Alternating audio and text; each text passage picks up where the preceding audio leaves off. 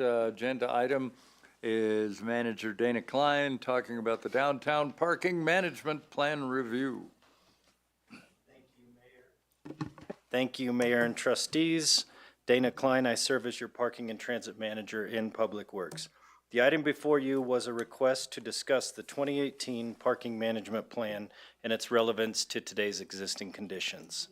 We prepared a report highlighting the goals of that plan and 4 implementation phases recommended to achieve those goals.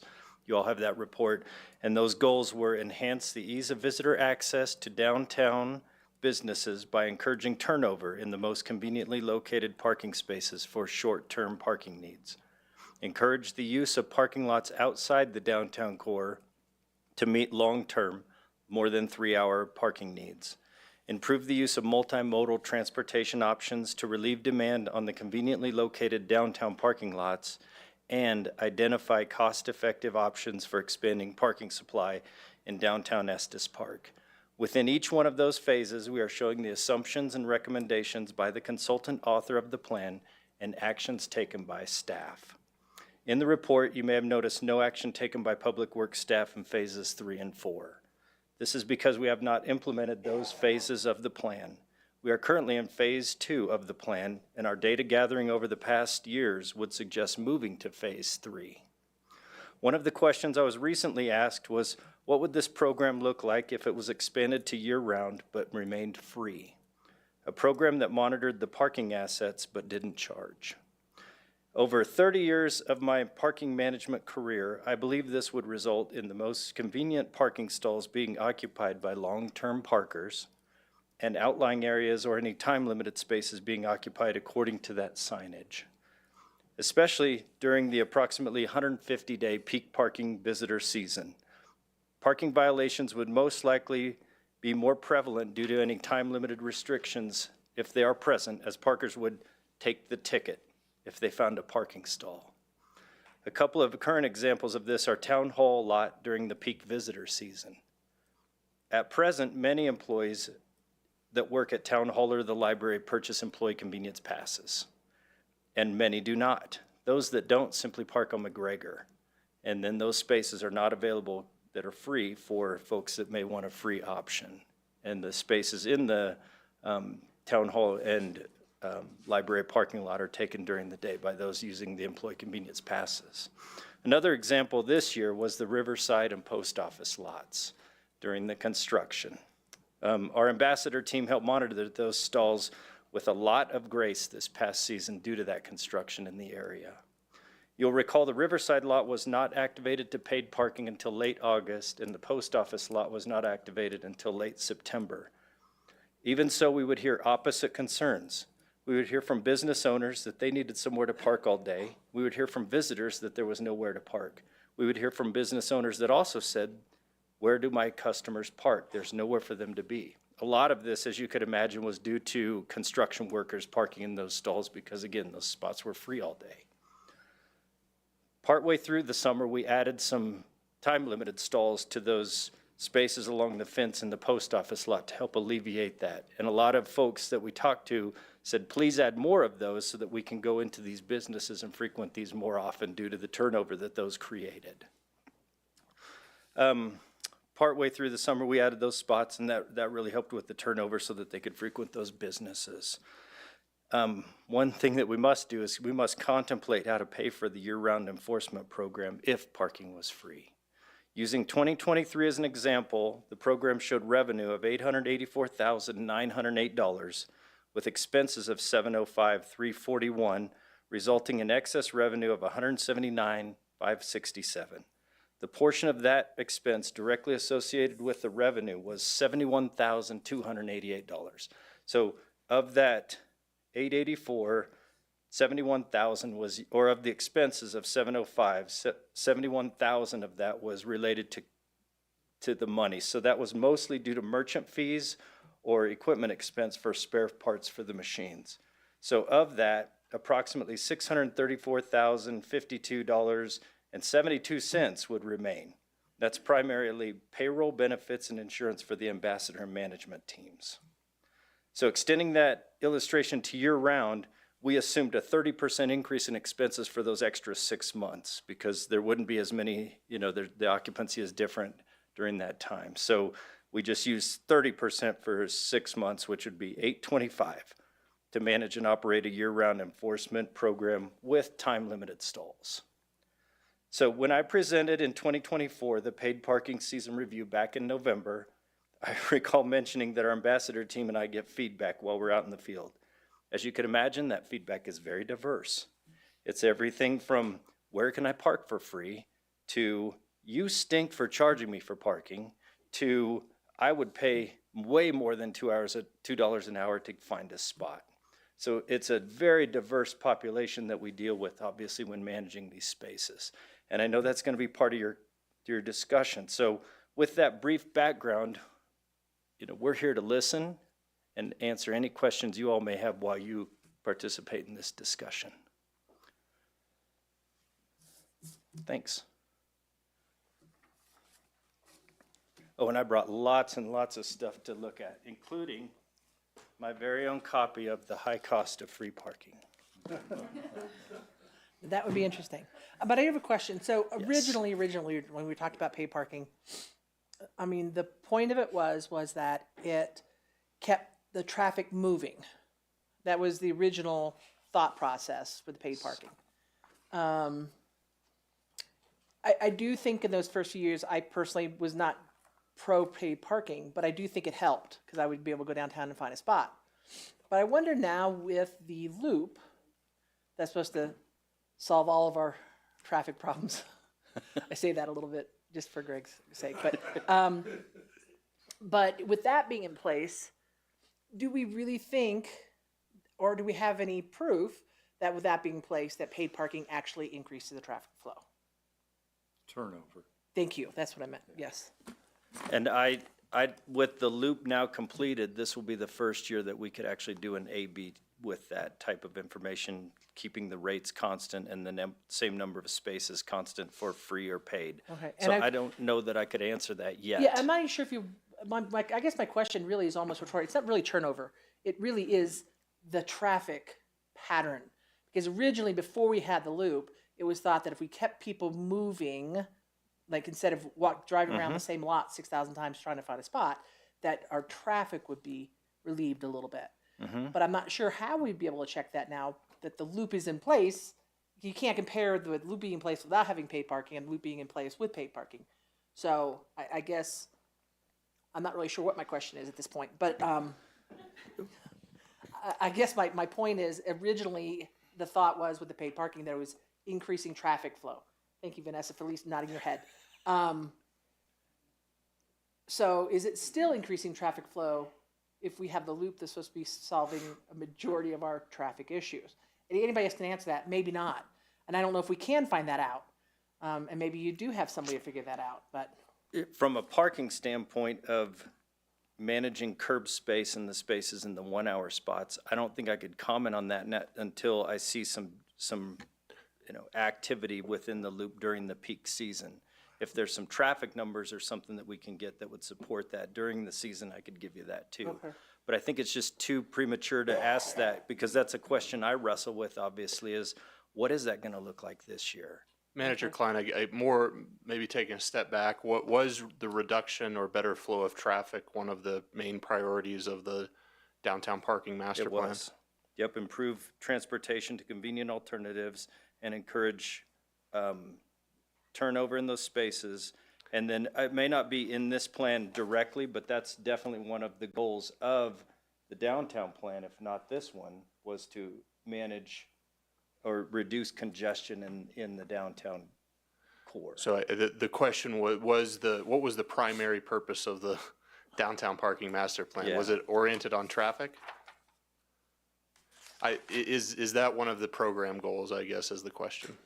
Enhance the ease, long-term parking, improve multimodal, and effective for expanding parking supply. Greg may know a better answer than me. Let me comment on this. While increasing traffic flow was certainly a desire of implementing paid parking, it was not an anchoring foundation in implementing the program. The 4 goals that are in your memo that are in the ordinance and are in the downtown parking management plan were the 4 foundational reasons for implementing paid parking.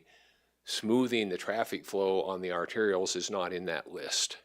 Okay, and I seem to remember, and I might be So mistaken, what I we need to do talked what I about, thought about. yeah, Go ahead. what we talked about in the early days was a significant contributor to congestion was people pulling into a lot, finding the spaces occupied, leaving the lot, circulating, going to the next lot, and so the free parking in the convenient spaces downtown were documented to be contributing to traffic congestion.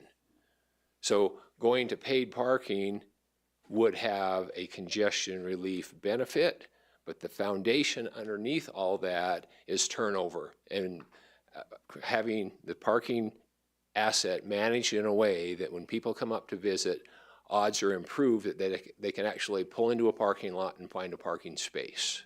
Okay. No, and I get that, and I even though I was not a great paid parking opponent, even though I voted for it, I have made comments that I can find a spot downtown, which is kind of nice with those turnovers.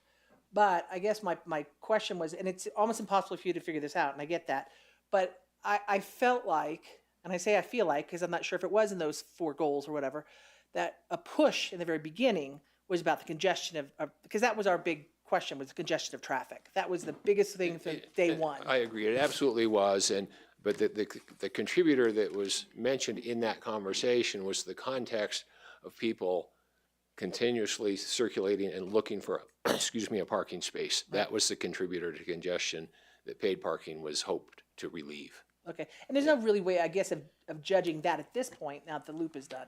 That was kind of my question. Well, we actually did a travel time analysis. We did it several times in the second or third weekend in July, and we took the same travel corridor and we measured the time it took to go from 3436 through downtown to the performance parking lot and then back through. And so what we found is when the year after we implemented paid parking, we saw a reduction in that travel time.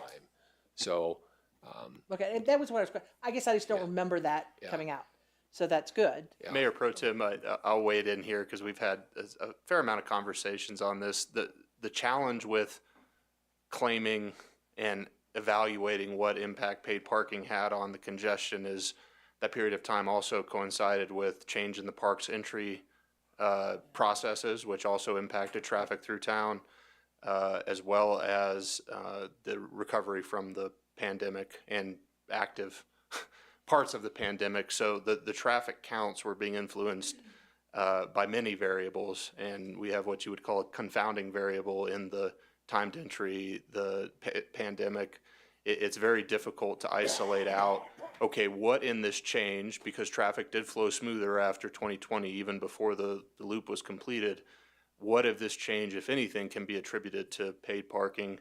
It's really, without a significant amount of time and effort, it's a guess. Okay, all right, and that's, thank you. Thank you.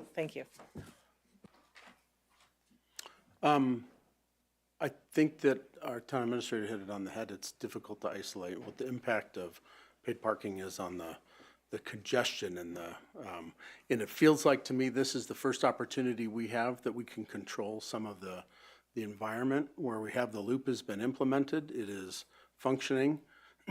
Still a few tweaks to make. I have a list, but the opportunity that we have now is to take a look at how parking enforcement or parking, monetizing parking downtown, and do we move forward? Do we take a pilot year to pause it and see what's the impact of the loop? What's the impact of the loop with timed entry? Both of those are changes in the environment, in the circumstances. When we went forward, I think that by itself, paid parking, parking management, timed regulation is a way to control the flow of traffic, congestion, which was definitely one of the top sales points with a couple of projects that we have going on. It was, do you hate congestion? Then you will love this project, essentially. And now I hear a technicality that, well, that wasn't really exactly what paid parking was for. Well, that's what we thought it was going to solve. So is paid parking providing the solution? Is the loop providing the solution, or is timed entry providing the solution? We can't control two of those. The loop is done. Timed entry is not going away in its pilot program. It's permanent, I think. And paid parking, though, it does, it still cultivates a negative perception of the community to a lot of people. And I think that when you relate the feedback that you get from people downtown, couple of negatives and a positive, and I can see both sides of it, honestly. And in the time that I've had to watch it and see how people react to it, and with time, people will figure it out, and all of those cliches that sound cliche, some work and some don't. So the net impact that I see is that it's negative. It's a negative perspective on our community, a negative view of our community, that we charge people to park. We take $800,000 in parking fees before they spend $1 on a t-shirt or whatever. So I still have quite a few reservations about paid parking going forward at its current pace, when the revenue that we generate by going forward is just enough to pay for it to keep going forward, unless we increase the price or we spread out the number of spaces that we charge for. And for me, that's going to make the problem even a little bit bigger. I don't have a sense that the downtown parking management program, which is, we've been talking about downtown parking since 2001, and then there have been 8 revisions or 8 new plans or something like that. So working from this plan, I can understand why you would want to say, we're working from the plan, we're going to keep going. This is the plan, 2018. But after a couple of years, I've heard in a couple of meetings just in the course of the last couple of weeks, if a plan ain't working, it's a living document. We need to look at it and make sure it's the best plan for the community. So since this plan was written, the loop, timed entry, I would suggest that this plan needs a good, strong review. And maybe we need to sit on charging for parking. We need to suspend that as a pilot year and see what the impact is.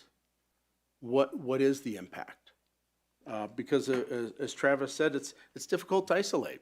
There have been so many moving parts so far, we haven't had a chance to isolate it. Does paid parking work or not?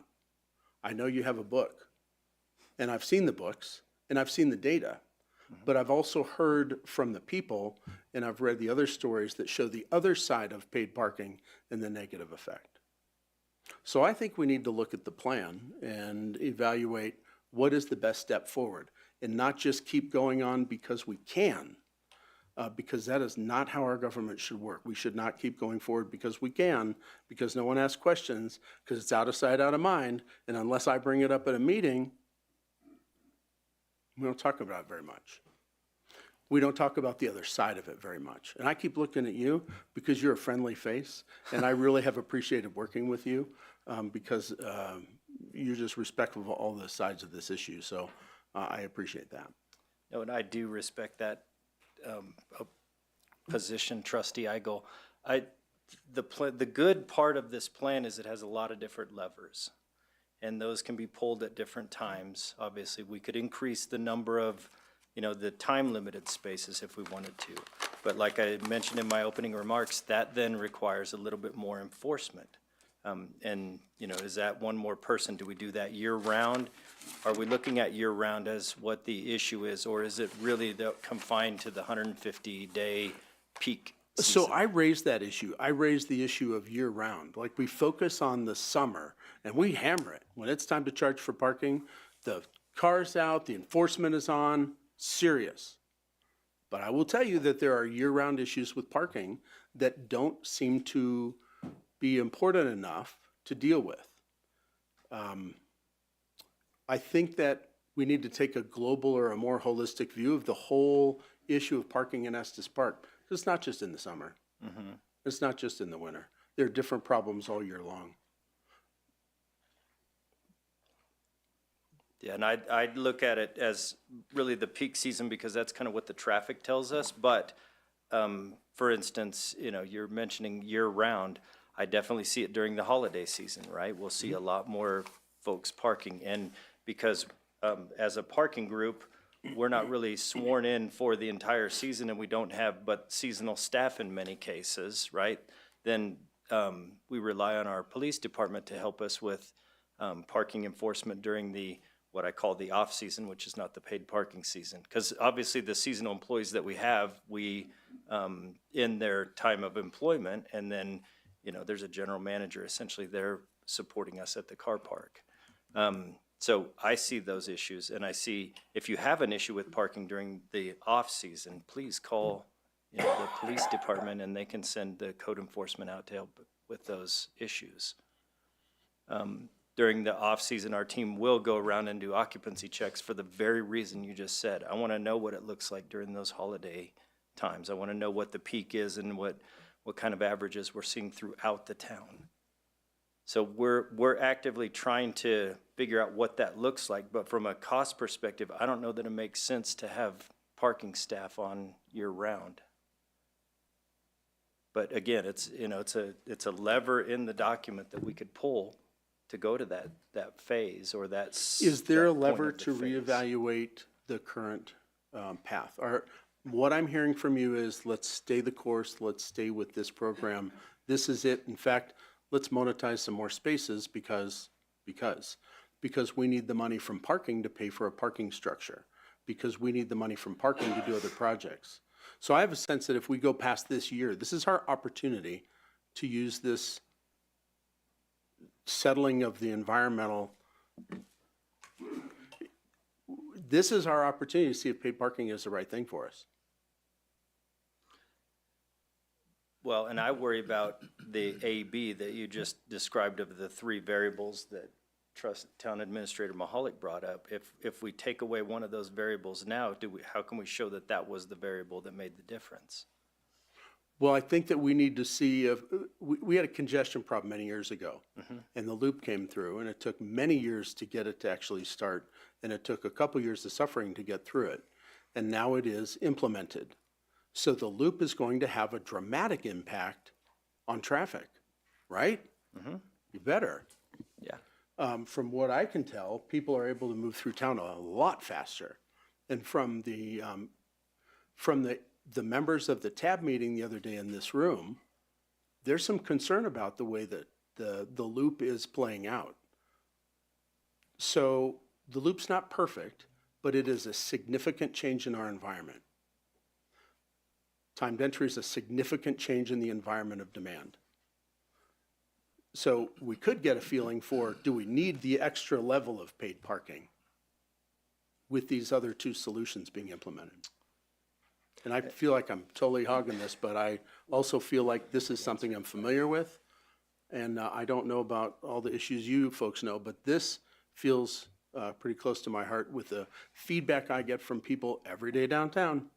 There's still new people who say, what the heck's this? What's going on here? So. Just a thought to add to the conversation there. I think as we deliberate over this, what works and what doesn't work, I think we have to be careful that we don't lose sight of one of the there's several criteria behind the reason for implementing paid parking. And I think one of the chief considerations is parking space availability in the convenient spaces, in the convenient lots downtown. Regardless of how well the traffic's moving up and down the arterial, can the thousands of visitors come to Estes Park, millions of visitors, and can they reasonably expect to find a parking spot downtown? Prepaid parking, largely they could not. Postpaid parking, generally they can, but it's not perfect, and data has shown that we're still filling those lots very frequently in the weekends. I think it's safe to conclude that if we choose to revert to free parking, those downtown convenient lots will be full all the time. And when I say all the time, I use the term loosely. I don't mean literally every hour of the day. There's also a cost to that. So in what you're selling here is keep going with the program, there's a cost to that. There's a cost to that in the customer who comes in and doesn't spend 4 hours or hustles to their car, or they do cut their time short, or used to, I mean, there are people that come with traditions that are very loyal to this community who feel like we are being disloyal to them Understood. and disrespectful to them for their loyalty. So there's a cost for turning that over and the veterinarian not being able to find a space downtown twice a year. I'm minimizing it, but this is our, okay, I'm going to give it up right now and maybe come back in a minute. Thank you. I'll pass it over to Trustee Brown in a second. I just say that in the year that I've been very involved in this, never once did I pick up on traffic flow as an underpinning reason for the paid parking. I always had those primary goals, especially the one of enhance the ease of visitor access to downtown businesses by encouraging turnover in the most conveniently located parking spaces for short-term parking needs, which Greg reinforced. And then there's 3 other primary goals, none of which refer to traffic flow. So if that was part of it, I missed it entirely in this last year in all of our discussions, but I'll turn it over to Trustee Brown. Thank you. I've just got a couple questions. You have this spreadsheet in the material you sent. And I know the consultant always recommended you do turnover and occupancy studies. And I presume that's what you're doing to generate this. My first question on that is the peak column on the far left. Is that the peak at one particular time, or is that some average? And I don't understand what that percentage means, particularly when the goal is 85%, as I understand it. Correct. So what these columns show is these are averages of peak that goes with the reports that we give you each year at the year end, because we do each day peak analysis and then we do average analysis when we're driving the vehicle through the lots. So what this does is an average of peak for that week, and then this is an average of peak for all these spaces for those 150 days or whatever this season was. Okay, and obviously that percentage is higher than we want it to be, right? That is correct. And and so you've identified some of the solutions would be to increase the price. I'm not sure that would do it, but increase availability. And then, of course, the mayor thinks we're going to have autonomous vehicles going all over the place, which we might. I've seen them in LA, so it's freaky to see. So what is the preferred solution of staff to bring that number down to 85? In my mind, it would be demand-based pricing. So the certain lots, like we talked about this before, like when there's an event at Bond Park, for instance, we could have a different rate structure for Town Hall and Virginia Lot and some of those around there that would then increase, the rate would increase for those spaces close in, and the rates would stay the same or go less for the spaces further out. Okay, so that wouldn't it be an increase in parking supply at all, right? It would just be a pricing issue. In the case you just mentioned, correct. Yeah, I'm not sure I'm convinced that pricing is going to make that much difference here. Maybe I'm wrong. I don't know. It just seems like parking is not a terribly expensive thing. The other issue I wanted to address was the ambassadors. I understand Trustee Eigel's concerns and the reaction of at least some of the downtown business people to this. But those ambassadors can mitigate that quite a bit. And I'm wondering whether we really even have enough ambassadors to do the job right, because there's nothing quite like being greeted by a local when you come, even if it's to help you pay for something. That is one of the best things I've seen about the parking program so far. But I question whether there's actually enough energy being put into that. Obviously, it could be a cost factor. There are a lot of issues with that, and it depends if we expand parking, we've got more kiosks to worry about. But I just think that's a wonderful thing for the whole program. It was necessary because people couldn't figure out how to do it, but I'd continue it even if you don't, if everyone knows how to do it, because it's a real welcoming thing for the community that we have because of paid parking. I don't think we would have had that without paid parking. So anyway, that's my comment. I'm more inclined to think that the answer to get the percentage down is more likely to be increased supply, but you're the professionals, so rely on you on that. I think it might be confusing to have, even though we're used to it with Uber and Lyft, it could be very confusing for parking to have variable rates at the same parking spot. But I don't know. That's all I've got. Thank you. Just a reminder, we've used our allocated time on this, but I want to get to all the comments, so let's keep it sipping. I'll keep mine brief, Mayor. Just a couple of things. I think what we're, peeling back the layers on is that there are more than one factor. There is more than one factor. There are more factors to the downtown experience. And I think if we're focusing on the parking component, we have the data that turnover is improving. So that's one element of our downtown experience. Traffic flow is another, and a nice byproduct of paid parking, as we've talked about, maybe not a foundational reason for why we implemented it, but a nice byproduct, as we've discussed. But it's paid parking solving the issue of turnover, one element, or assisting with the issue of turnover, one element of the downtown experience, which may influence another element, the traffic flow. I think, we know there are many factors that may impact the overall experience, but it's nice to see the data support that those problems are being mitigated. Maybe not 100% solved, but being mitigated. I think, in my opinion, we've had a couple of years of a tough downtown experience. If we've seen positive data from a few different things, improved traffic flow with the loop, improved turnover with paid parking over the past couple of years, I personally wouldn't want to jeopardize the downtown experience in the coming year if we happen to pull one of those factors and felt as though, what if we then make it a negative experience? Somebody comes, now the parking's a problem again, they've got to do laps.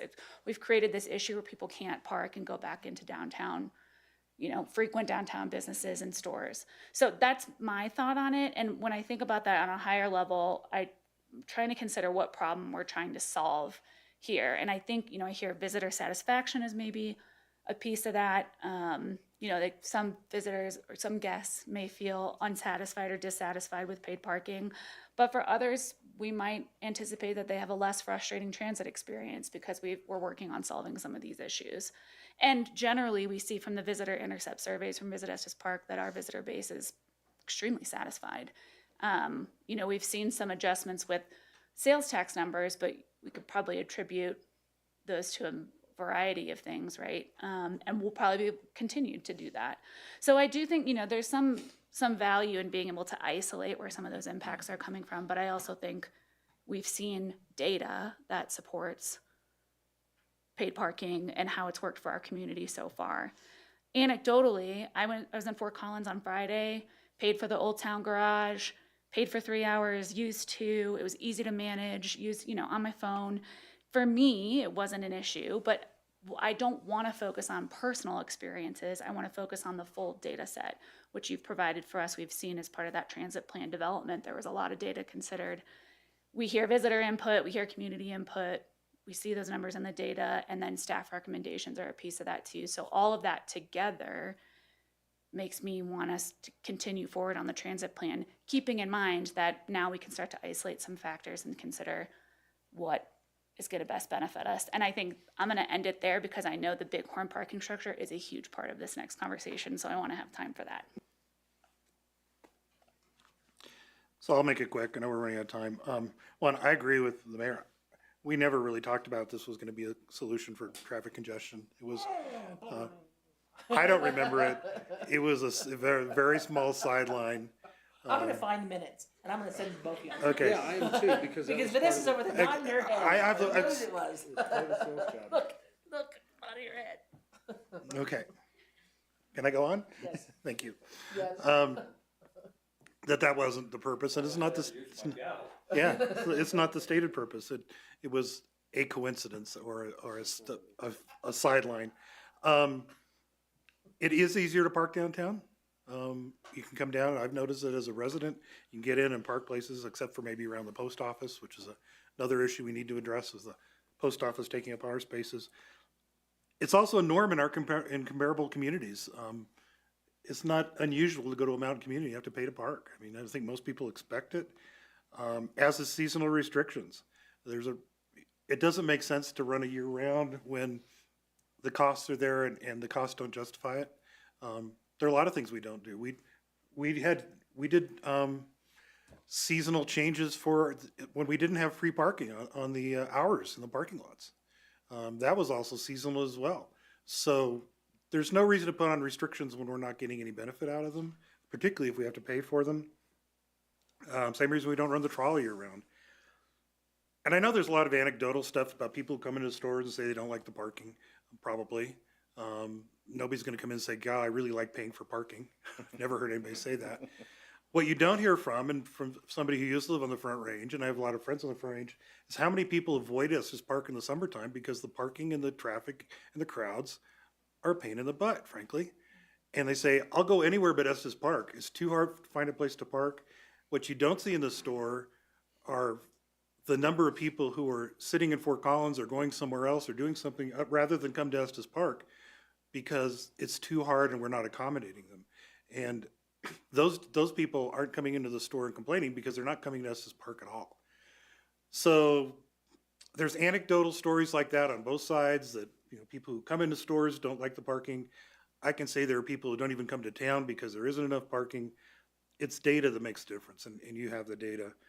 Also, it wasn't about money. From the very beginning, we told people it wasn't about raising money for the town. It was, we wanted to be cost neutral, but that was there. The lots are filling up, but I bet the turnover is more.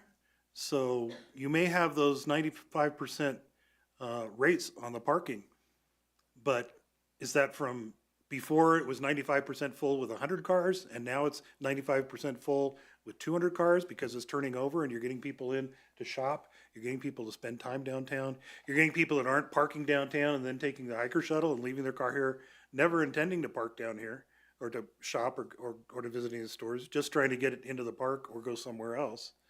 I do want to say though, I really don't like the variable pricing models. It feels a little opportunistic and taking advantage of people when it's busy and there's something coming in.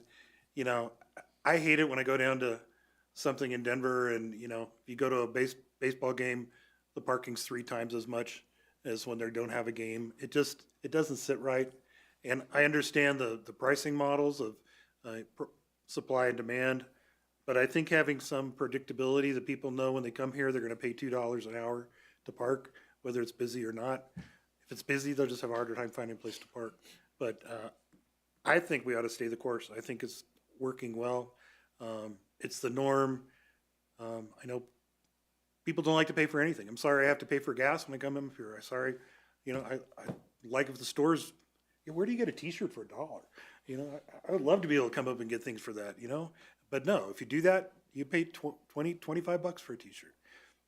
It's not free when you come to a place like this, and I think we should stay the course, and you're doing a good job. I think you can get a $2 t-shirt at the dam store. Maybe 3 for $6. That's not an Estes Park. We don't want to go there. I think we've all weighed in at this point, and unless you have any last comments, No, thank you. all right, let's move on to the Bighorn Parking Structure Construction Funding. Okay, Thank you, Mayor. Trustees, for our second item tonight, we prepared a report highlighting some history for this project concept and a narrative of the present situation. This is for the Bighorn parking structure slides. Thank you for putting that up there.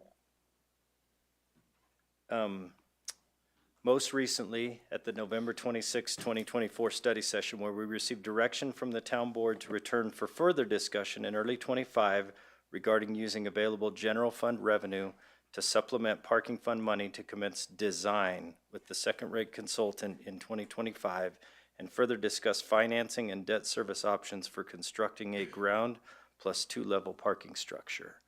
Since that time, we have identified a source to supplement parking fund balance to assist with the design. The estimated up to $161,000 shortfall could be paid for with savings from the completed Community Drive Roundabout project if the board wishes to reallocate this amount between the two capital project line items within that Fund 204. That's in your memo as well. So with that in mind, we're back to you today seeking your direction on a couple of key questions. The first one of those is there urgency to proceed on the project design in 2025, understanding that staff recommends the design costs not be incurred until the town has confirmed how to pay the annual debt service cost for the project construction?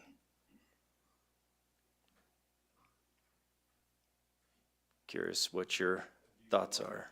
Do you want to discuss that before we move to the subsequent I question? think it's important because the next things are if yes yeah. or if no, yeah. I see that.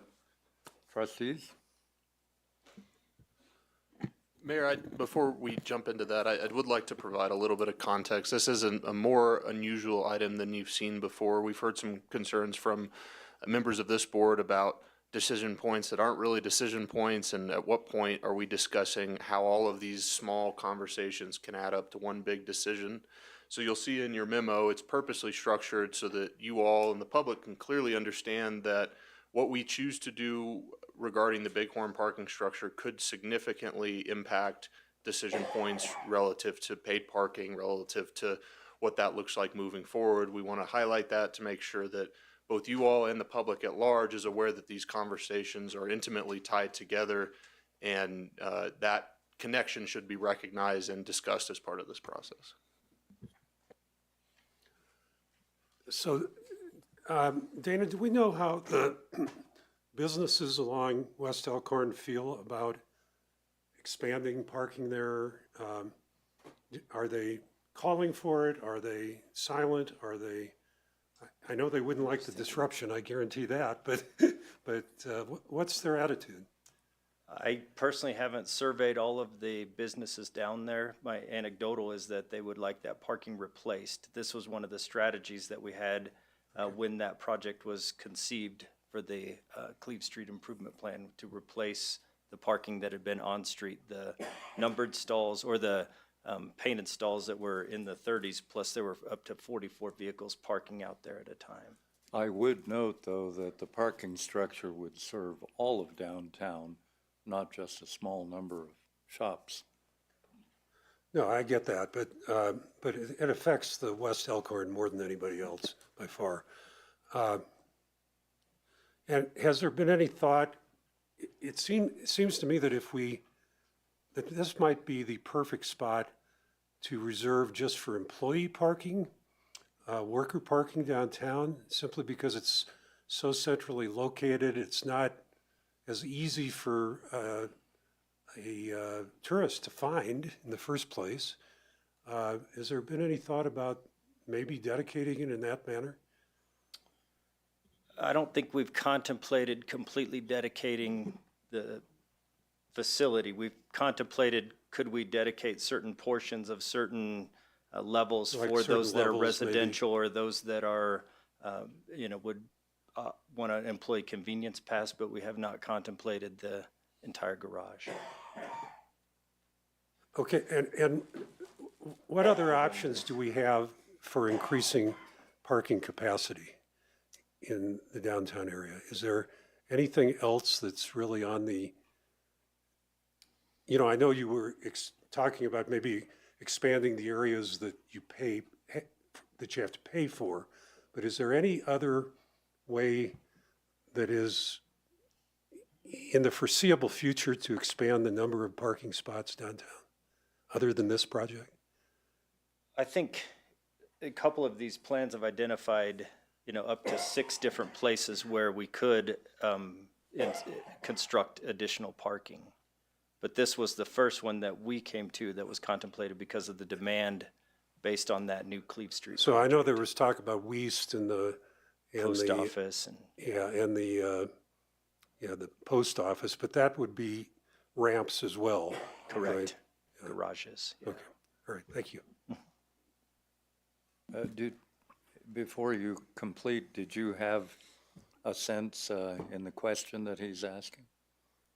On the urgency with the staff recommending the design costs not be incurred until the town has confirmed how to pay the annual debt service? Yeah, so I would say that in the absence of other ways to increase the supply, I would think we would want to go whole hog on this, frankly. Yeah, that this is really the easiest, most immediate way to increase supply of parking in the downtown area. So I would think we would want to do that, yes. I've shared comments on this before, so I won't go into great detail on my reasons why, but my answer to your first question is yes, albeit I think urgency makes it feel like a little more like, than I think and I don't necessarily feel like we need to drop everything, but I do want to see it proceed because it's been a part of our discussions for a long time, part of the downtown master plan conversations and parking management. And I think the longer we just kick the can down the road, the less opportunity we have to address some of these supply issues, as Bill mentioned. So my first answer is yes. I think there's a little bit of a chicken and the egg here too, is that how do we figure out how the debt financing is? We don't know how much the debt is that we're trying to go out and finance. And the only way to do that is by do at least some preliminary design to come up with some estimated costs. So I think coming up with some estimated costs, not final design maybe, on that, and then moving ahead, maybe it's, amount per space. I've heard those kind of estimates on parking garages, but the more we delay, it'll just get more expensive. But I do think it's got to be compared to other things. We're tight on our budget. We're tight on how revenue is, and I don't want it to be a one-off that isn't compared to other capital needs that we're looking at. We're going to be talking about the police building and other things, and so it's need to be looked at in the whole big picture of what are the priorities for the town, and not be a one-off that we're just going to do this one and not look at other things. I'm so far hearing 3 saying proceed on that first question. I'll make that 4. Although I agree with Trustee Hazelton that, putting urgent on there, keep it in its proper order. I want to add my support to try to come up with a solution for not only the replacement of parking, but creating parking that is usable by people who need to park downtown, who need that accessibility downtown, and who need to be able to access their apartment, who need to be able to access going to a business on Cleve Street. This Cleve Street thing, if it ever gets finished, it will. I'm just joking, kind of. It is going to change the way things work downtown, and I think that we have to be able to provide parking for what we're doing downtown and what we want to do. But do we really? Because I'm going to go back to Tab. In Tab, we talked about this far-out idea of shuttling people in from the event center. Maybe there's a 1,000-car garage there with a gondola that runs every 5 minutes. And you laugh today, but when it's here in 10 years and people come to Estes Park to ride it, just to go downtown, and we don't have all these people clamoring for parking because we don't have a trolley that probably will be here. Probably. We have a gondola that will be here at 5 minutes and 15 seconds, and it will happen all day, into the evening, maybe all year. And a lot of these issues with parking may go by the wayside. So we're throwing $1 million and 5 million, 10 million, and should we just throw $1 billion into a gondola and solve a lot of these problems and become innovative and solution-focused outside of the box. So I want to lend support to helping out with the parking situation downtown, but I also want to look at that block. And if you look at where there's on the bottom, you see the parking garage, see the Cleve Street apartments. There's another parking lot on the other side of that apartment building. And it's hard to say what's going to happen on Cleve Street. It's hard to say where the shells are going to be moved and what's going to happen. So my only reservation in this would be, what's happening on Cleve Street? What is going to happen? Do we sell ourselves short by putting up a 2-story parking garage and lose an opportunity to maybe develop something that's going to be a little bit richer for the long-term future of downtown and our community? So that'd be my only reservation. I'm on the fence on this. I'm not going to say, yeah, go forward or don't. I really want the parking. I really want it for the customers, for the residents. But I'm trying to think a little longer term in this seat tonight. I think you mistook my smile for laughing. I was not laughing at the idea. If we look at my good old in the year 2125, which I'll sing if you want me to, article, that's exactly what I was describing, was that at some point, parking becomes less important downtown, that eventually you get to that type of transport. Yeah, it might cost $1 billion now. I used you, to make the illustration. Don't laugh, because every time I've said that, people say, oh yeah, gondola, right, and they roll their eyes. And I think we're supposed to be looking at a bigger solution to, instead of putting these little amounts of money that are a lot into a solution. Is that the 20-year solution? I don't know. Maybe not. That's probably the question. Is it the 5, 10, 20-year solution? At what point do we get to that future, not necessarily the Jetsons, but to have that autonomous and rapid flow from the periphery of town, or even from the Front Range? At what point do we get to that? To me, it looks to me like there would be enough life in this parking structure that it's worth proceeding. Thank you. Mayor, that's a great lead into the other point I wanted to make, and I should have made it right off the bat. We're not asking you tonight for a decision on constructing this parking garage. Yep. And we want to make sure that there's a level of comfort on the board that money spent on design would be well spent, even if we decide not to move forward. What we wouldn't want to do is bring you a design that we've spent $300,000 on and have you say, no, we're not interested in this at all. So we are not asking you to make a decision on the parking garage tonight. I think there's a lot of great ideas that have been brought up about what this could look like in the long term that we can entertain at a later date. I think it's worth putting money in the design, for sure. Do you happen to have the numbers right, and I'm sure you don't have them off your head, but Greg might.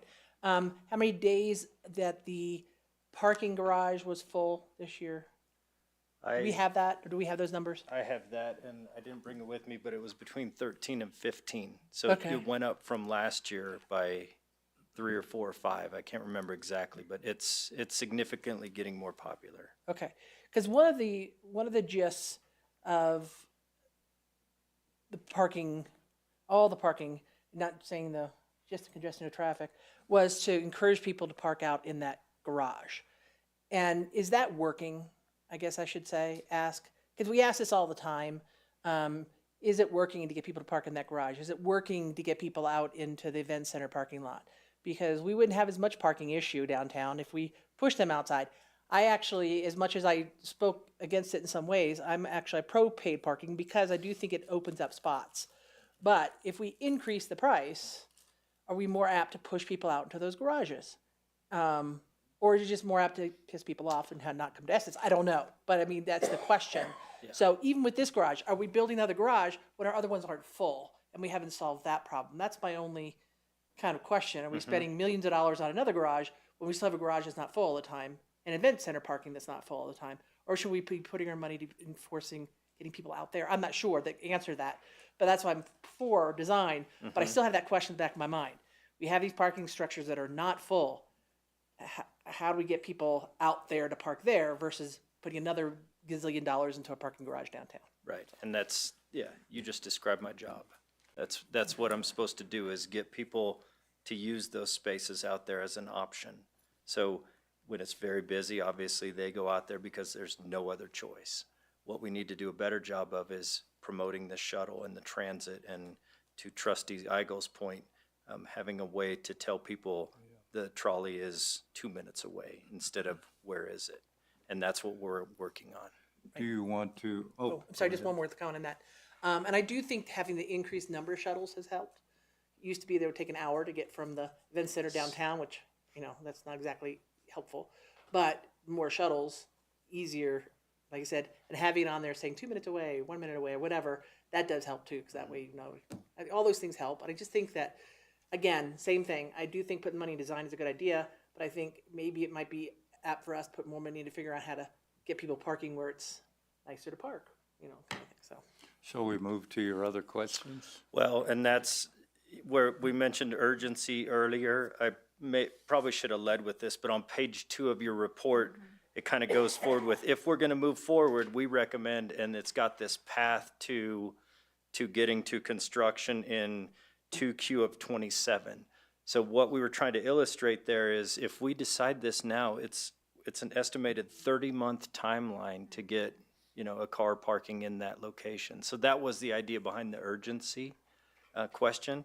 So knowing that, we kind of put together a little list of how we would do that. In first quarter, we'd come and seek a budget amendment to identify that funding source, and then, you know, get a decision, design and opinion of probable cost in the third quarter, and expand that discussion for parking rates if that's the route that you decide to take from the yes questions that we'll get to in a moment, and then present the town board with a detailed proposal of that that we need for 26 to pay that debt payment from 26 to 46. First quarter of 26, bring you for consideration the agreement sufficient to pay for that construction. Second quarter, confirm receipt of the funding and solicit the bids so that construction may commence in Q3 of 26 and hopefully get a car park in there in Q2 of 27. So that's a 30-month timeline. That's what we were trying to say with the urgency. So knowing that, thank you for the yeses and for some, I guess, clarity on that. So then we get into, how do we pay for this? Which repayment strategy do you want us to explore? Would you prefer us raising seasonal parking rates or expanding paid parking to all of the lots, or reallocating future sales tax revenue in future budget years? Do you want to talk about, you know, how you want to get to the construction side of that, or do you want us to get you the numbers for what we think that design will come in at? We believe it'll come in between 5.6 and 6.1 million at 39,000 a space, which is a conservative number, but based on today's dollars at 5.5%, that's how we came up with that analysis. So that was one of the questions. And then, you know, should the design contract include, oh, sorry. So your first question, I would prefer to expand paid parking to more slots, because that should drive people to the ramps more. Increasing the price would too, but I'd just rather expand it to more parking spots. Just makes more sense to me. I recognize that this is largely unhelpful because you're asking for us to pick one or the other, and I'm going to suggest both, which just means double the work for you guys. But it reminds me of when we went through the stormwater master plan, like that, or stormwater funding, that conversation, just kind of toggling with all the, yeah, that's not really what we were doing, but we played around with that quite a bit, where we were like, it could be funded a little bit by this, a little bit by this, like how could we sort that? And I'm a little bit interested in seeing the impacts on a high level of either one of those. I think I would lean toward option one, but since we're just like kind of at this study session level, I think some additional information in that would be helpful. While I have the mic, I'm just gonna give you the answers on your second and third question. I would like to see that potential for a fourth level, and I think that lends to what Trustee Eigel was kind of saying about our need to maybe be nimble and have space that works in more regards than one. And then I'd like to see, yes, to number 3, returning with a budget amendment, and nicely done on those community roundabout savings too. It's really nice to be able to say we could look at some of those funds as a potential funding source for the design. Thanks. Thank you. Yeah, given our last discussion, I guess I'm more comfortable with expanding the paid parking rather than raising the price. We've had so many variables anywhere to raise the price to something, it just doesn't feel right. But I'm not something to follow my sword on for sure. I do like at least having the design for that 4th level, but not just for future housing. I think what Trustee Eigel said made a whole lot of sense is, maybe look at what it would take to make sure their ceiling heights and things are there, so the 1st floor could maybe be converted to retail at some point, if it's not needed for parking. That rather than scraping it, we could convert it to something. And I know that's been done in other areas, but just that flexibility. So maybe we need the parking for the next 10 years, and after that, there'll be such a demand, be the world headquarters for the taffy shop in there. We could expand and take over all that square footage. It give us the option, just so we don't have something where we build something and the ceiling is 6 inches too low. So we can't make those accommodations. It kind of reminds me of Hughes Stadium at CSU. They built it purposely, the football coaches did this, that it was made, I think about 3 feet too small, so you couldn't get a standard NCAA track around the football stadium. That's why they never ran track at Hughes Stadium, and it was because the football coach at the time didn't want to share it with the track team. I don't want to be that short-sighted about something like that. And yeah, come back with something to how we would do that. Yes on all 3. Okay. Thank you. Mayor, yeah. Trustee Hazelton, just that you mentioned you like to mix. Does that include, so there were 2 options listed, but there's really the 3 options. There's the 2 that are related to paid parking, and then there's the 3rd option or the 2nd option, depending on the numbering you're using. That's general fund contribution back to the ongoing debt service there.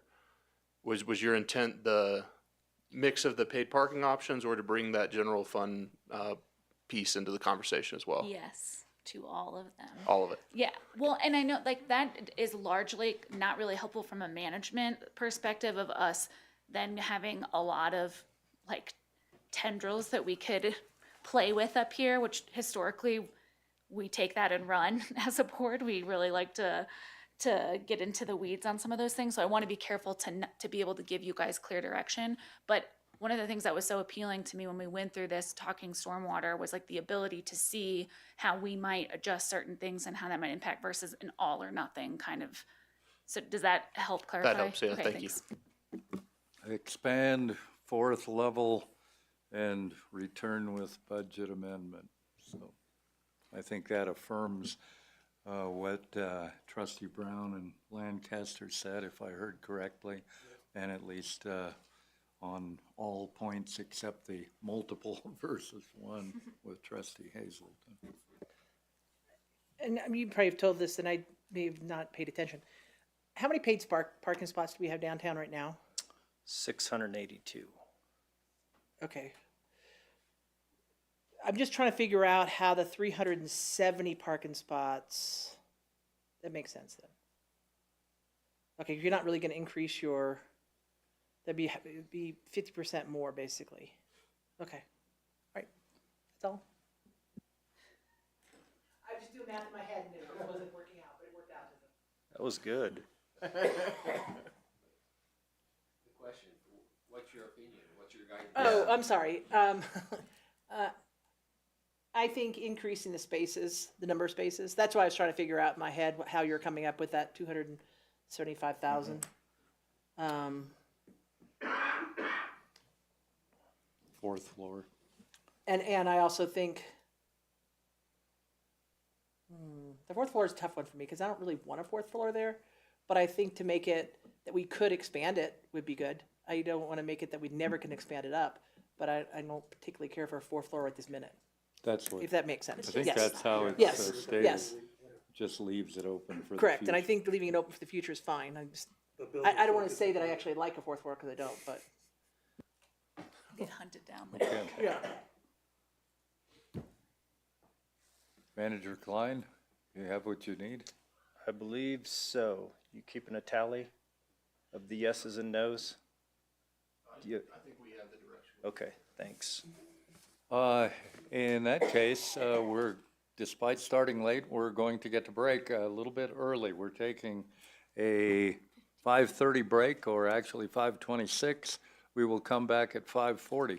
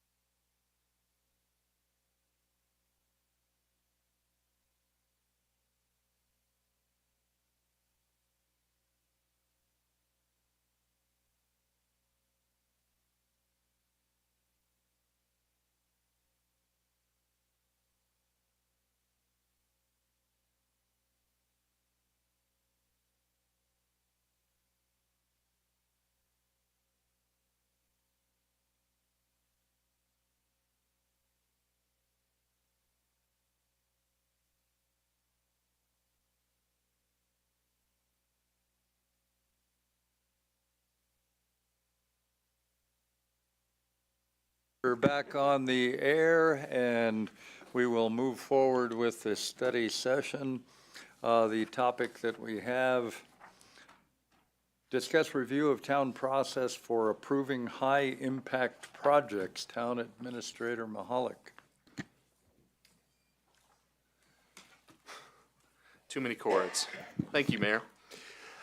Yes, we are here today to discuss a review of the town process for approving high-impact projects. This came out of a study session discussion at the end of a study session about future items.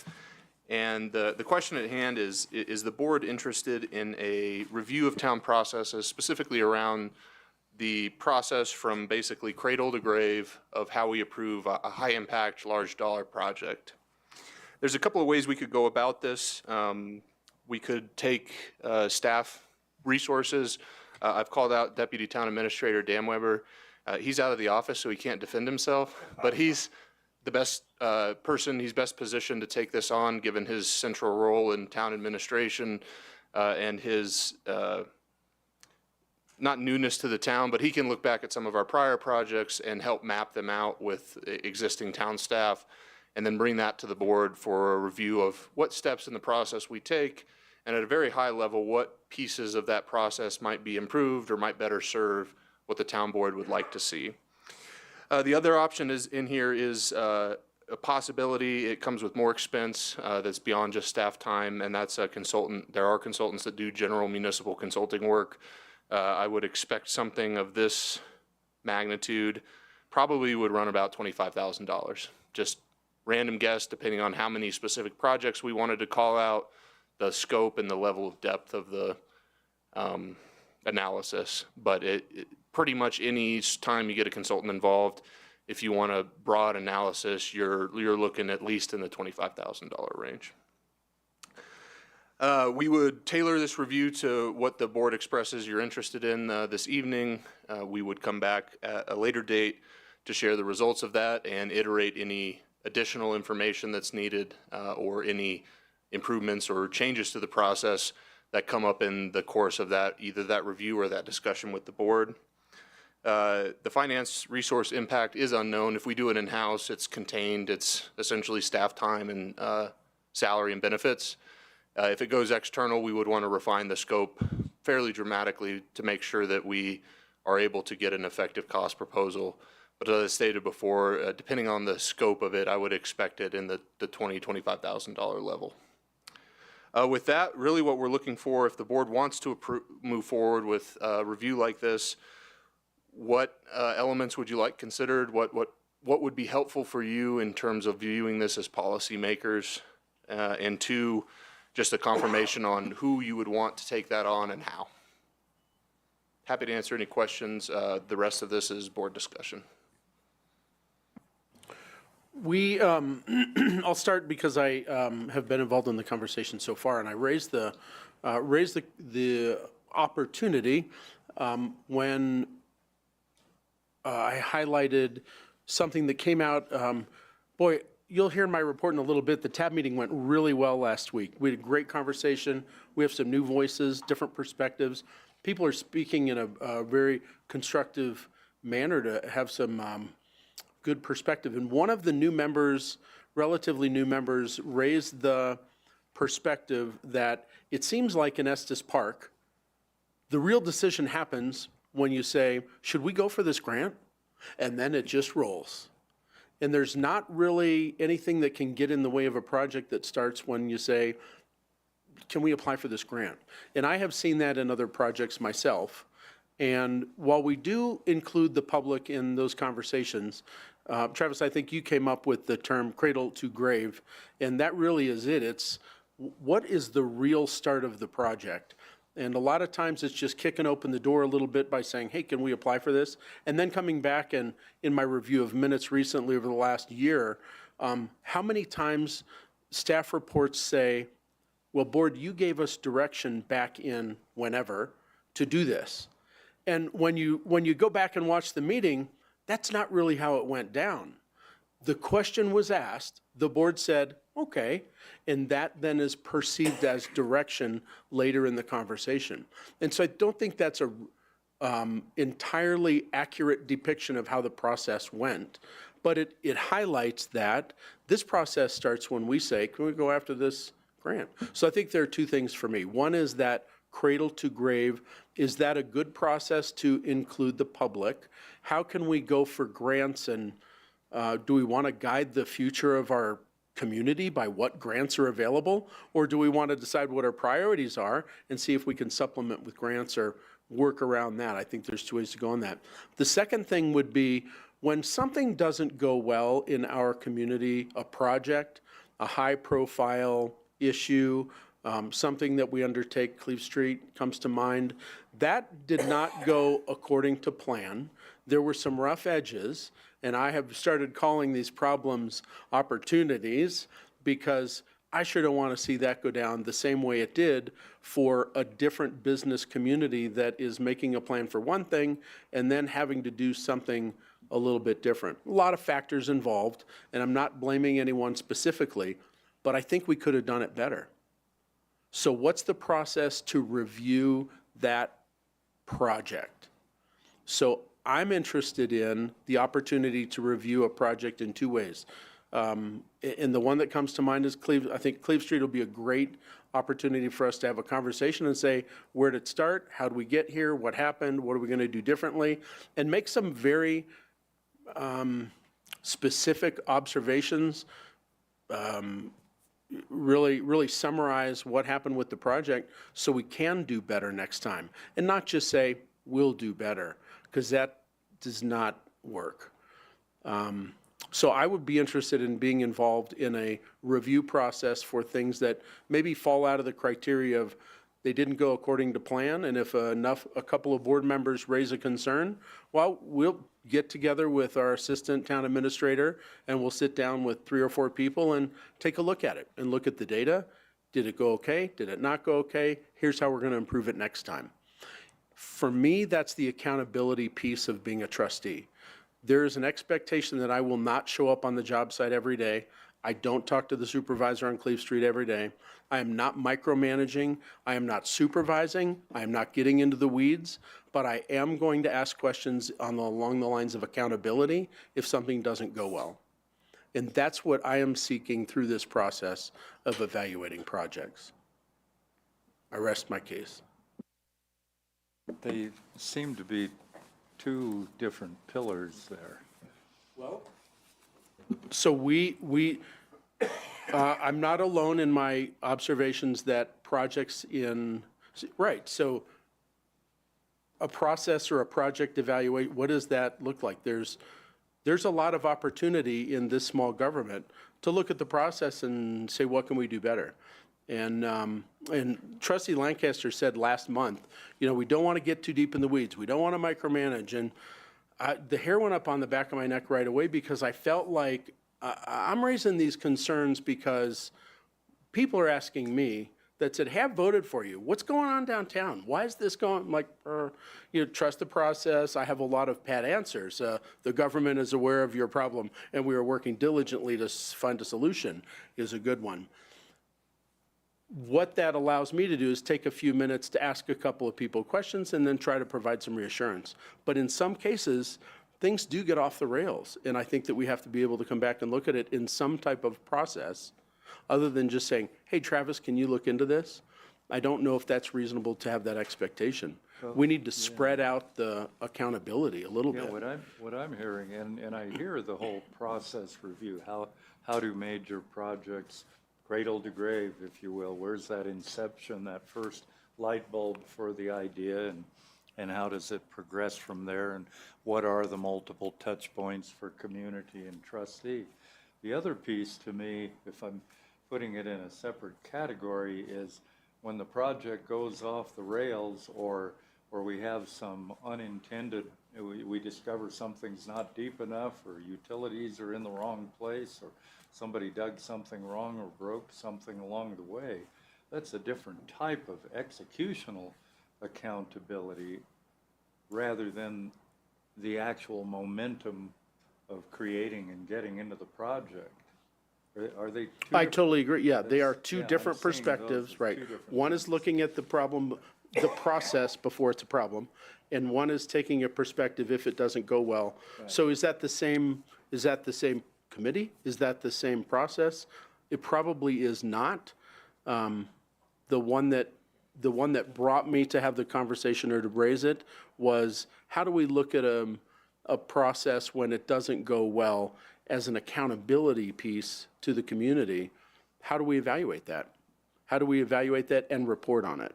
So that would be my priority if we had to prioritize those two perspectives.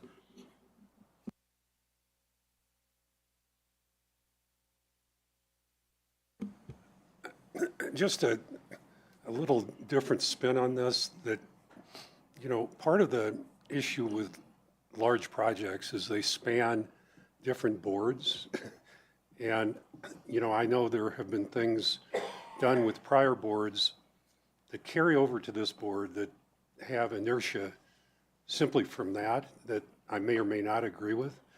The best example for me is, what we're paying for in the Carriage Hills water project, that, that's outside of the town, yet we're spending a lot of money on it. And if I had my choice at, time and had a vote, I might have voted against that. But,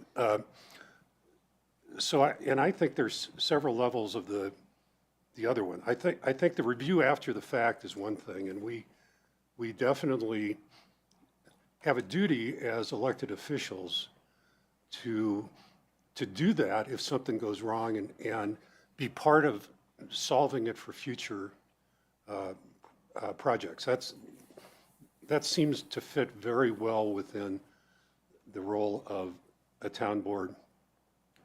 But the sequential steps to get to something, this is part of the reason I've always thought we should be more open about having public comment at study sessions, because we do give direction to the town staff at these study sessions, and by the time it comes up in an official meeting, there's too much inertia to change anything along the way.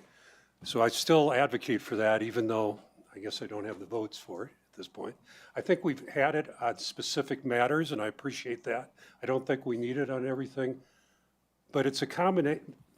The other thing is kind of a combination of the inertia created by multiple boards and also study session, town board meeting, all of those things kind of integrate. And I personally think Jason would be a very good one to do this. He's been around here enough. He kind of understands what the concerns are of various town board members on this. And I wouldn't get a consultant myself. I just think that we kind of know what we want to review, and I think it's those two different things. One is the kind of sequential thing of how we get to an ultimate decision, and we're too far down the road to change horses at that point, and that's a function of the process and also the existence of multiple town boards that are different as they go through. So it's a challenge. I'm not sure we'll ever do much to change that, but I would support doing something along those lines. Bill, I think that's a great point, that a lot of especially the capital improvement projects span years and therefore different boards. So I think that's a great point. I think our strategic plan is what drives what we do on a year-to-year or multiple-year basis. And I think that's such a key component that we often, I think, bypass and consider when it comes forward in front of us at study sessions or regular board meetings. We forget that those items they derive directly from the strategic plan development, which is a cooperative process between the board and the staff. We're alongside one another. We sit around the same table. Often board members bring forward their ideas and concepts. We talk about them as a board and decide if we want to move forward. Staff presents their ideas and concepts based on our direction in past years and based on master plans and other projects like that. So I think I like that plan, or I like that process. I like how we work through those. so I think we have a workable and a good system in place. And I always think there's room for improvement as our community changes, as the world around us changes. So this could be an educational opportunity to show the community how it works, that it isn't just when a grant comes up, we say yes, that it's based off of other elements. So that said, I'm not quite sure what this means in terms of staff time. You know, I know a lot of it depends on what scope we direct you to today. I would be way more inclined if we were going to move forward with this, if the board collectively agreed it was a good use of Jason's time or, you know, staff members' time. I would like for it to be Jason. I wouldn't want to spend the $25K. I just don't think that's a good use of our dollars. And some of the things I'd like for him to scope, or that would be within the scope if the board agreed, would be, you know, kind of how it currently works, like laying out that process, any staff identified areas for improvement, anything that's markedly different from other municipalities, if we follow a process that's somewhat unique in any way, and if not, maybe not. And then, you know, the inclusion of anything that the board might want to see, like Trustee Eigel's suggestion of maybe a postmortem. That's, I think, I really would view it as more of like an educational piece with maybe some recommendations or suggestions from the staff and the opportunity for this board to identify if there are any gaps or things that we might want to see differently. So that's probably where I would land. I don't think there's any harm in doing it. I think it'd be a good educational opportunity for the community, and I'd like for it to be Deputy Town Administrator Dan Weber, AKA Jason. I think using it as an educational thing for the community is good. I do. I don't have a problem with the system that we have right now. There are many times that we can stop a project. And this is just an example, because I bring it up all the time and it gets a little old. But the loop, everybody knows I was against it from the beginning. There were multiple times for us to have stopped that. I usually voted to stop, but I was 1 out of 5 or whatever, and that's okay, because that's the way the vote goes, and that's what it should be. It's a board. But there were multiple times that we could have stopped that as a board. There are multiple times that we can stop anything that happens as a board, but it takes the board to do it. Now, does it take the individual that's really passionate about not doing something to convince the rest of the board? Sure it does. You know, sure. But there hasn't been a project that I look back and in the last 6 years at least and kind of go, oh, well, we didn't have a chance to stop that after the grant or something like that. There are a few times we said, okay, we're going to have to pay this if we don't do it, which gets, as far as I was concerned, let's pay it. You know, if we don't want to do it, let's pay it. So I get where the feeling is, because I do think sometimes it feels like the direction comes from study sessions. But I also understand that in study sessions, it's the only time that they can figure out, should we start pursuing this, should we not? If the board's 99% against this, we're not going to spend our time to pursue it at all. So I get they need some direction during study sessions, but I have never found that there hadn't been a project that we couldn't stop, you know, until the construction crews had the shovel in the ground.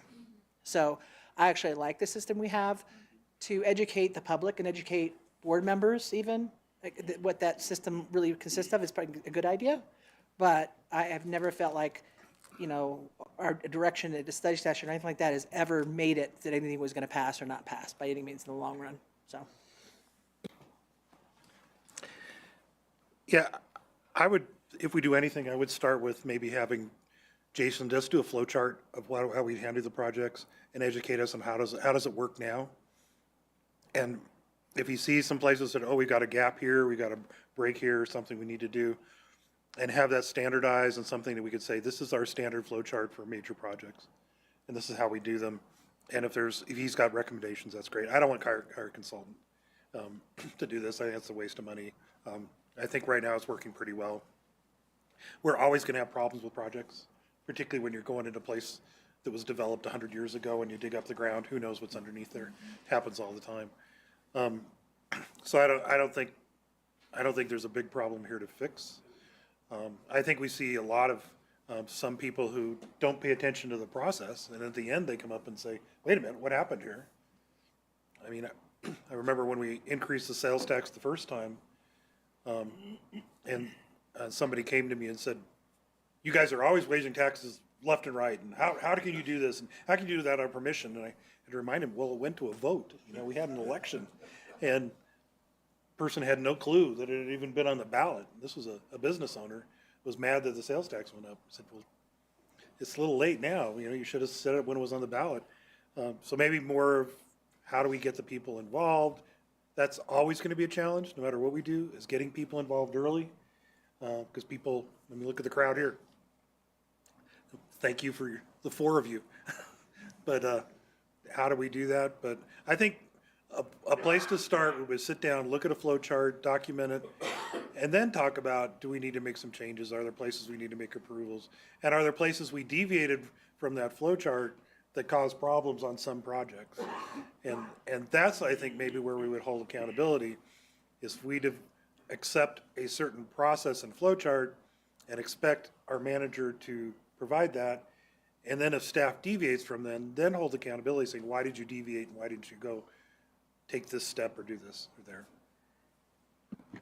Yeah, I pretty much agree with Trustee Lancaster on that. The only caveat I'd say is, you know, you don't want Jason spending 6 man weeks, 240 hours, whatever. I would take an approach to it that gave us a full picture, but not with massive effort. I agree with what I've heard a couple times, that, yeah, the process works well. We have plenty of opportunities to stop it. Now then, on the other piece of, you know, if things do go off the rails, or if we do have problems, it's good for some of us to be aware of, well, what happened there? Was it just sedimentary layers and Neanderthal bones that we found underneath there? What caused that? Could it have been anticipated? Could we have done sample drilling earlier? Could we have had second opinions, things like that? It's always easy to second guess these things afterwards, but when stuff does go off track, it's good to at least understand, and that's the accountability factor on the execution that I think is important. But as far as the high-impact projects, yeah, Jason, and keep it simple, Smarty. I do think that a review of the process for high-impact projects could include recommendations for triggering an after-action review and what that looks like. That's probably something that we could have or should have had in place. I've never seen a formal process for that before, but it makes sense to me intuitively that we do it all the time in emergency management actions, and it would make sense to do for large projects if certain criteria are met, and perhaps that's a town board trigger, perhaps it's a staff trigger, or either or, for us to come back and sit down and go through it and then come and have a session with the board on it. I think that's certainly could fall within the scope of a broader process review and potential improvement discussion. And an after-action assessment, just like we do for an incident command. Worthy to do on something that massive. How can we do it better next time? What would we have done differently? That's part of the process too at the end. Yeah, and setting thresholds for the process for the projects. Like, you wouldn't want a sidewalk replacement over a 200-foot stretch to go through the high-impact project process, but you'd probably want a US 36 and Community Drive roundabout to go through that process. And I think, to what Trustee Lancaster said, if there is a degree of rigidity or consistency that we want to see out of every single one of these project processes, the best way to do that is wrap it into policy governance at a high level, to say this is the expectation for how these large projects come through the process. Okay. Any other comments? I mean, you actually almost answered it, but where would that number be? And with this, I guess this board would decide where that number would be, what we consider a high-impact project. Is it 100,000? Is it 200,000? Is what affects the people more? Is it a financial thing? I mean, there's a whole bunch of different factors there, that a project that might be $10,000 may impact more people than one that's $50,000. I don't care really who's replacing the main downtown, you know, that kind of stuff, but, so. Yeah, my gut reaction, and it sort of ties into what we'll talk about during the regular town board meeting tonight, is that we tag those projects at the strategic planning process level. Because I think one of the things that we've run into is sometimes we have so many of these heavy initiative, heavy engagement-oriented projects going at the same time, that it becomes overwhelming for the average resident that's just trying to go about their lives.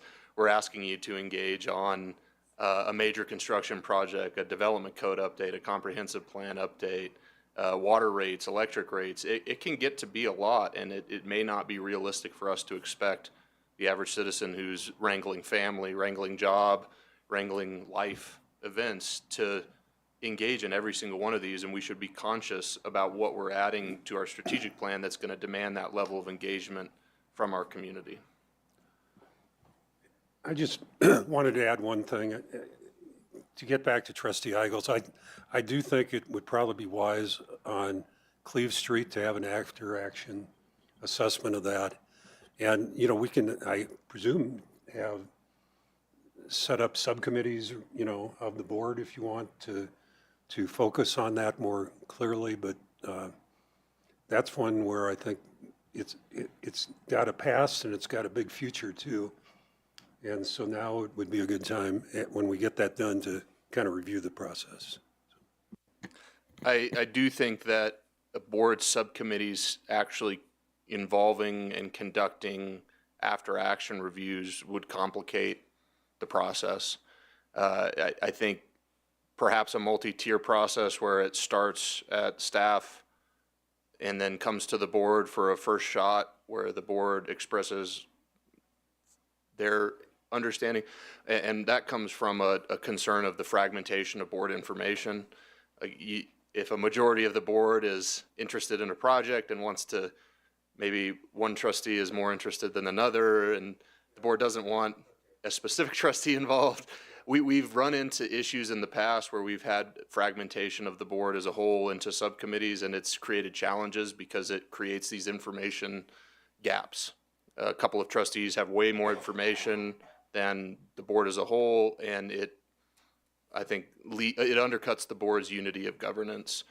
I do think it's important that it comes to the board at least twice, because there needs to be an engagement opportunity at the board for it to go back. Frankly, there needs to be a public engagement opportunity as well, so that there's the ability for especially impacted parties, but the public at large to say, here's what I think didn't go well with that project. And then for the board to get the whole kit and caboodle and parse it out and make whatever action that may need to be made after that. So I think a lot of those details, Deputy Town Administrator Dan Weber can fill in, and we can sort through the process itself, through the process of creating the process review. But this sounds like this is something we may never use. There may never be a trigger. There may never be a post-mortem. We may never get into this, but I think that if we have the opportunity and the ability to do it, and we do have a process to take a look at something or to provide that accountability, whatever that trigger is, you all are very capable of putting this together and being the ones to collect the information and present it to the board. I completely agree with you about not having a couple special interests, real diggers that want to create problems. But I also think that each one of us represents a lot of different people that we know in the community. So I think that, like, I don't go to housing authority meetings, and no one here except for the mayor goes to TAB meetings. And just two illustrations of, I know more about one thing than you know, and you know more than I do. So we are going to have some difference of the information we have and passions that we have. But I think on this issue, as far as reviewing projects at a community level, I think that you're right on the money. And I really like the way that you've gone with trying to flesh out an idea and running with it. So thank you for putting that together. It's easy to create work for Jason. We'll have some time too. So Job security.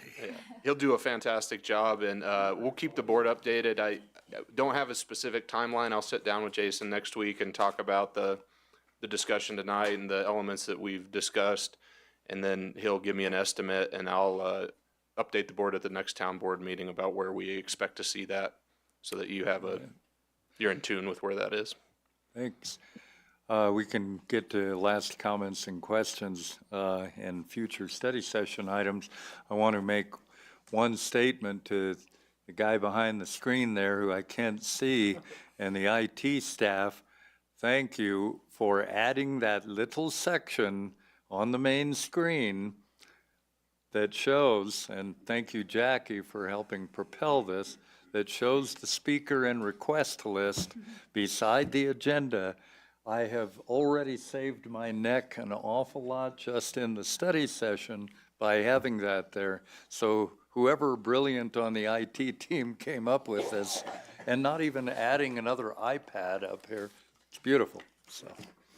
You can thank your IT manager, Nathan. Okay. Yeah, give him a raise. Future study session items, I don't have any. Hi, I'm stuck. I had one thing I wanted to bring up, and as liaison to the planning commission, when we came to that last rezoning we did, this board was split, the planning commission was split. There was not an understanding on some of the criteria we have for rezonings. We got more coming up. I would like to suggest that we have a joint study session with the planning commission and talk about these. I've always been frustrated, even before I sat on this body, of the separation between the planning commission and the board. We seem to, they have their discussions, and then they throw it over the garden wall, and we look at it, and we either agree or don't, then we throw it back over the garden wall, and they wonder, well, why did they turn it down, and why did they do that? And I think it grew out of the days when we had a shared planning commission, and nobody wanted to take ownership of the planning commission because we'd step on the board of the county commissioners. County commissioners didn't want to step on the toes of the town board.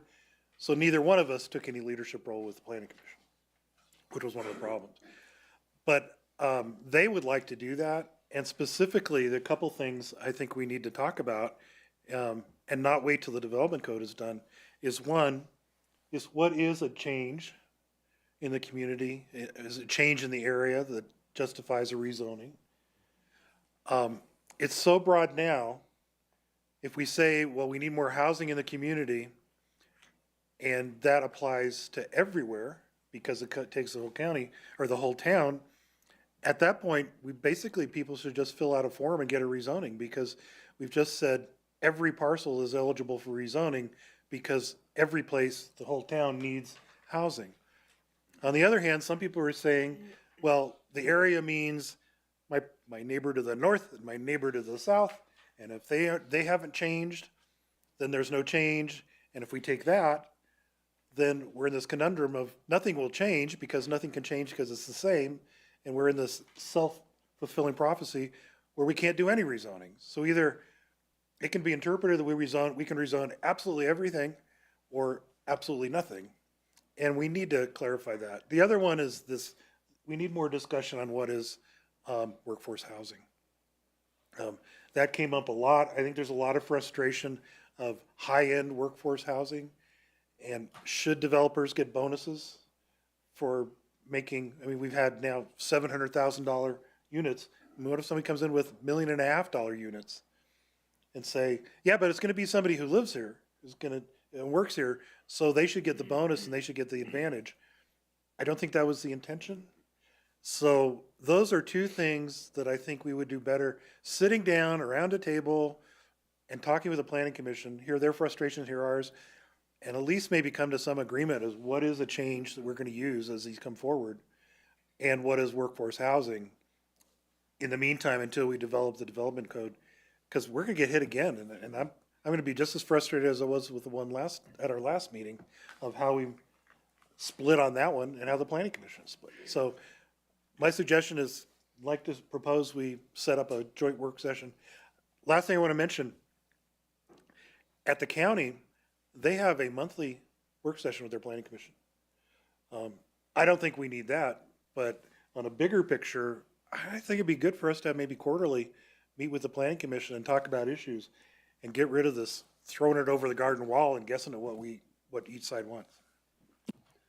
Yeah, we were left in that discussion on that specific project, debating what change meant, and it was the whole broad spectrum. Good comments, I like it. So I agree with you, Frank, that this is a good thing to do.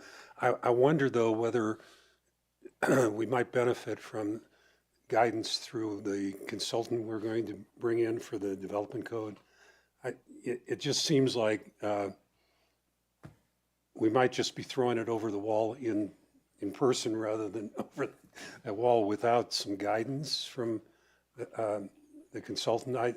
Because I think it is a very difficult question and not easily answered. So that's what I'd suggest. Yeah, I think some facilitation wouldn't hurt. Also, how do other communities handle this? I mean, we're not the only ones who are doing this. We don't have to always reinvent the wheel. But obviously what we're doing now, I don't think works. And I don't want to wait until we adopt a new development code. Want to have some guidance to at least interpret the rules we already have. Any other, Mayor and Trustee Lancaster, I want to, I'm trying to listen through the ears of Community Development Director Steve Correcchia, who I don't believe is in the room. If I'm him, I'm wondering, as part of that conversation, is a discussion about potential changes to that wording in the development code. Is that fair game for the conversation? Because we don't want to be bringing that kind of a conversation if it's not what the board's interested in. And at the same time, I have hesitancy about just talking about an interpretation of the development code and coming to a shared interpretation, because that doesn't have the force of law. If anything's ever challenged and someone says, well, that was my interpretation, I would be more comfortable if we actually wrote that interpretation into the code. I understand. But every meeting we interpret the code. We interpreted it at the last meeting. Absolutely. And we had different interpretations at the table. And when we have, which is going to happen, but I think Steve ought to be very much involved in this discussion, and it could lead into what would go into the development code. but I'm not looking forward to the next, and we're going to have some more rezoning requests coming in, and we're going to be sitting up here in the same position where, well, what the heck does this mean, and how are we going to interpret this? But I anticipate that not even waiting for the new development code, those discussions might lead to a proposed amendment that gives a definition that we can work with, so we do have a common force. Sure, and I believe Director Correcchia is already starting to think through what that could look like. And absolutely, let me clarify, Trustee Lancaster, that every board member and every planning commissioner has to interpret the code in order to apply it. And I made that point at the Planning Commission just on this last one. The narrower point I'm trying to make right now is I'm less comfortable about the board trying to give direction to the Planning Commission in an informal way without actually writing that into the code for these planning commissioners and future planning commissioners to be able to apply. Right then, any other comments or? So just as a follow-up, can we ask staff to do that and set up a joint meeting so we can move forward? So I have a joint meeting with the planning commission, subsets of rezoning criteria guided, or rezoning criteria discussion, workforce housing definition, and quarterly meetings. Just probably an introductory joint meeting. It's looking like April will be the first time we'll be able to schedule that, unfortunately, unless we do a special session because of the heavy load we have in March. Thank you. Mayor, I do have two items to that put was for my next schedule for the approved unscheduled, the vacation home wait list. We expect that there's a chance that we could hit the end of that wait list this year. So we want to make sure we start having the discussion about what the future of that wait list will look like. And then the state wildfire code, there's a lot of work going on at the state level for what a wildland urban interface code might look like. Division Chief Landcamer has talked to Director Correcchia about coming to do a session on that. We don't know exactly the date, but we would like to add that to your approved unscheduled list. Yeah, did you have an anticipated date on either of those, or we'll just slot them in? Not yet. We will be slotting those right. in as we learn more. Sounds good. Anybody else? Okay, this study session is adjourned. We'll be back at 7 p.m. for the board meeting.